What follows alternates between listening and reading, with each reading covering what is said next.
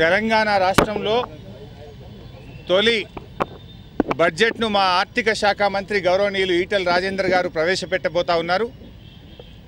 నేను ఈ సందర్భంగా గౌరవ విపక్షాలందరికీ కూడా మనవి చేసేది ఒక్కటే, శాసనసభ ప్రతిష్ట పెంచే విధంగా, మన శాసనసభ గౌరవాన్ని ఇనుమడింపజేసే విధంగా, పార్లమెంటరీ సాంప్రదాయాలను కాపాడుకునే విధంగా ఈ సభ జరుపుకుందాం. ముఖ్యంగా రాజకీయాల కోసమో మీడియా దృష్టిని ఆకర్షించడం కోసమో మీరు సభ మర్యాదలను మంటగల్పొద్దని చెప్పి ఈ సందర్భంగా నేను విజ్ఞప్తి చేస్తూ ఉన్నాను.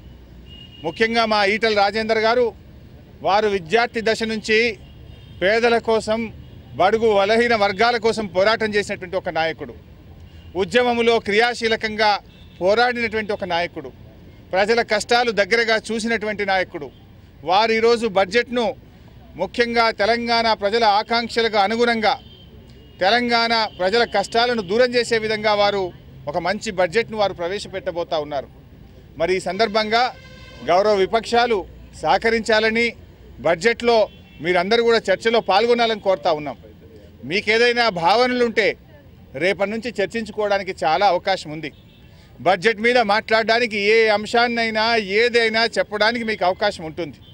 అందువల్ల గౌరవ ఆర్థిక మంత్రి గారు బడ్జెట్ ప్రవేశపెట్టేటప్పుడు సంయమనంతో సభా సంప్రదాయాలను కాపాడే విధంగా సహకరించాలని గౌరవ విపక్షాలందరికీ కూడా నేను విజ్ఞప్తి చేస్తున్నాను.